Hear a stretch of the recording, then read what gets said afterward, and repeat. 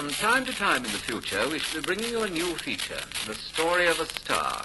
And to start the series this week, we couldn't have done better than to have chosen one of Britain's youngest and brightest stars, Jean Simmons. Or perhaps it would have been better to call this The Story of the Girl Next Door, for that's how most of us think of Jean Simmons, as someone who is friendly and approachable. Her swift sword of fame has left her singularly unspoiled. Her career really began in 1943, when Gainsborough Pictures was scouting round for a youngster to play a small part in Give Us the Moon with Margaret Lockwood.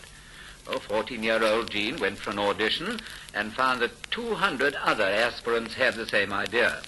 But Jean, without any previous screen experience, was given the part. And since then, she's played a wide variety of roles, steadily climbing in public favor.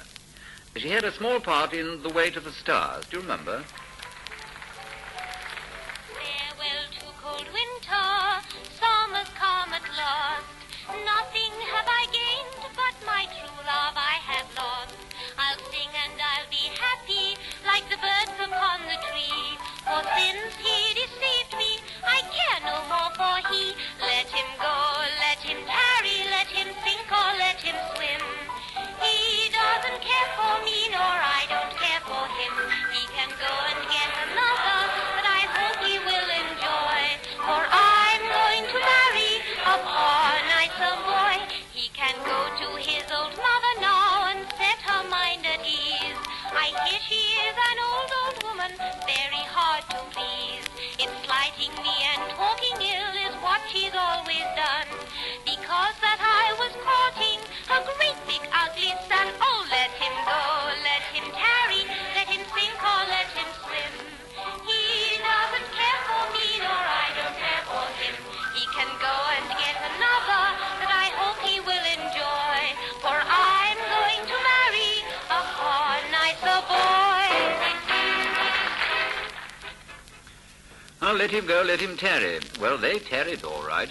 In block-length queues to see a discovery who was heading for big things.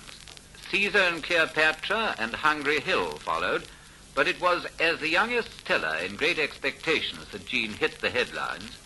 Let me see you play cards with this boy. With this boy? But he is a common laboring boy. And look at his boots. Well, you can break his heart. What do you play, boy?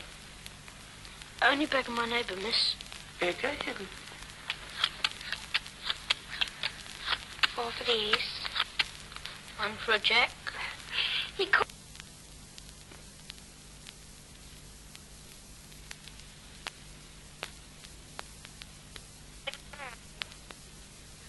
Well, by then, the critics had great expectations of Jean Simmons, and they were not to be disappointed. But just to show she could depart from routine, Jean put a gold ring through her nose and became Kanchi, the native girl in Black Narcissus. And next, Jean was seen as the pathetic little heroine of Uncle Silas, followed by her first modern role as Jay Blake in The Woman in the Hall. And here's the dramatic court scene. Jay, darling, supposing we were at home, you and I'd come up to say goodnight to you, and you were worried about something and wanted to tell me. Yes, Mother, that's just it. I do want to tell you. We all know what you did, but not why you did it. Exactly. You knew, didn't you, that there was such a thing as honesty, and one doesn't steal money? Yes, I knew it was dishonest. But I thought it made a difference if it was for other people. Do you still think that, Jay? No. I'm ashamed now. Darling, a lot of people would say that was because you'd been found out and were afraid of being punished. But, Mother, I'm not afraid of being punished. Honestly, It's all right, darling. Honestly is a good word. If you mean it. Honestly, I didn't use 1 penny of it on myself. And it was so lovely to see the children when I gave them presents. And Anne and the girls in the office and poor old Miss Mounts, who did so want something to love. It was while she was still working on this picture that Jean collected one of the most coveted roles of last year, Ophelia to Olivia's Hamlet. Laurence Olivier himself came to her dressing room and gave her an informal audition. And these are the lines that he asked her to say.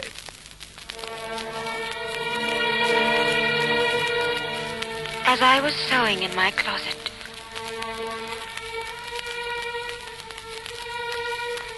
Lord Hamlet, with his doublet all unlaced, pale as his shirt, and with a look so piteous in purport, as if he had been loosed out of hell to speak of horrors, he comes before me.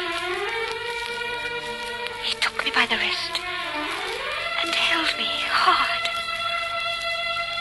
Then goes he to the length of all his arm, and with his other hand thus o'er his brow, he falls to such perusal of my face as he would draw it.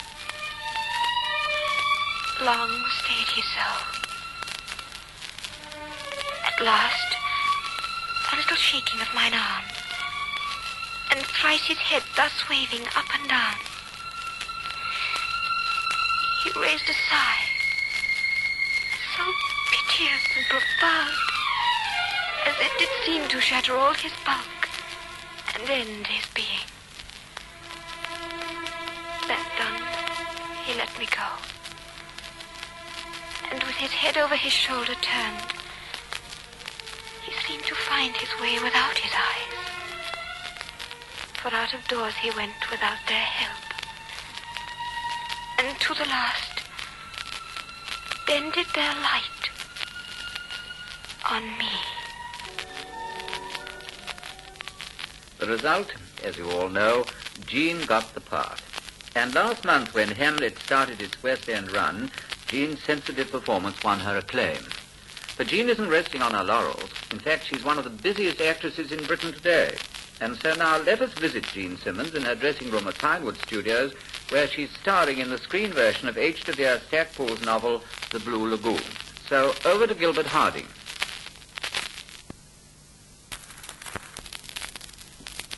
Hello, Jean. We seem to be in luck. This looks like your day off.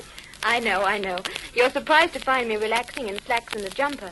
But actually, I'm waiting on a weather call. A weather call? And whatever's that? Well, it means that as soon as the sun shines, I have to dash to an outside pool scenes in a sarong. In a sarong?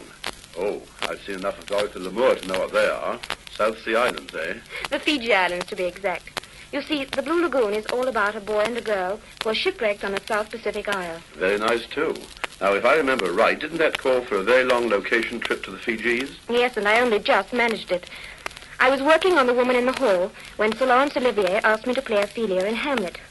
And then I was already due to leave England by flying boat in November.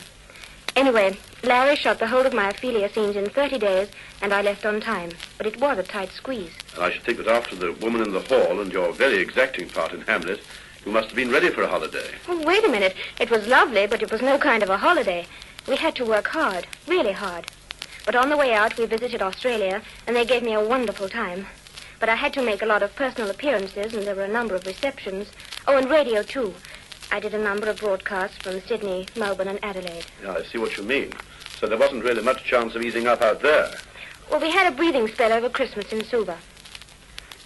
This film is being made in Technicolor, and Don and I spent most of the time acquiring the right shade of tan. I'm afraid most of it has faded now, though. Don? Yes, Donald Houston. He's my leading man. Oh, yes, Donald Houston. He worked in a mine in the war, didn't he? As a matter of fact, while we were on the islands, he took me down a gold mine. Ah, that's one type of mine that I wouldn't mind being directed to myself. Well, it sounds a great deal of fun to me. I'm afraid I wasn't in the mood to appreciate it. I was very, very homesick. This was my first Christmas away from home, and I'd never been further afield than the Isle of Wight. Well, you've certainly made up for it now. Tell me, how long were you away altogether? Well, we worked in the South Seas for about 2.5 months, and then I flew to San Francisco to meet Edna.